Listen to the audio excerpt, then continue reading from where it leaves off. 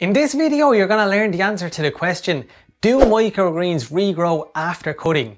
I've tried to regrow all the different microgreens that I grow for my business, and I've taken records of everything. In the majority of cases, the answer to this question is no, they won't regrow. We're going to take a look at the reason why that is in a second, but there are a couple of microgreens that will regrow if you harvest them a certain way. So stick around to learn which microgreens regrow after harvesting and the way you need to harvest them to make sure they do regrow. Hey, I'm Brian and I'm here to help you have success growing microgreens and help you turn that into a business quickly and hassle-free from your own home. So let's get straight into it. When you plant microgreens first and they start to germinate and first grow, the microgreens, they're getting all of their nutrients and power from the seed. And because all seeds have enough nutrients, or food you could call it, in them to get them to the cotyledon stage. If you don't know what the cotyledon stage is, it's when a plant produces its first two leaves. And it's at this point that most microgreens are harvested. When plants get to the cotyledon stage, they've pretty much used up all of the nutrients and power that's in the seed, and they then need another source of power to keep growing after that. And they get this through photosynthesis. So let's quickly head back to school and jump back to Biology 101 and take a quick look at photosynthesis. So for photosynthesis to take place, plants need carbon dioxide, water and light. And when plants have all of these components, they photosynthesize and produce food for the plant.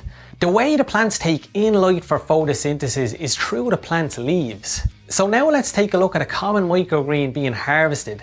These are China rose radish being harvested at the cotyledon stage. And now you can see what they look like when they're just being harvested. Absolutely decimated, the poor microgreens. So these radish microgreens, they really have no chance to regrow because their leaves are gone, so they can't take in light and therefore they can't produce the food that they need to survive. After I harvested this tray, I put it into light for a week so you can see what happens when you try to regrow microgreens. And what you're gonna see is that some of the microgreens I might have missed when I was cutting them, they'll continue to grow, and any seeds that were slower to germinate, they'll keep growing as well. This is not the cut microgreens regrowing. So you can see here that the stems that were cut, they're doing nothing and they're not growing, and this tray is really for the bin. And this is the same for most microgreens, so radish, broccoli, kale, mustard, sunflower, none of them will regrow again after harvesting. Now let's take a look at a couple of microgreens that will regrow. The first one is pea shoots, and this is because pea shoots grow tall with lots of leaves. If you cut them above their last leaf, as you can see I'm about to do here, they will regrow. So you can see here that I haven't cut them down right down to the butt of the stem, and there's still some leaf left there for the microgreens to use the sun or lights to photosynthesize and regrow.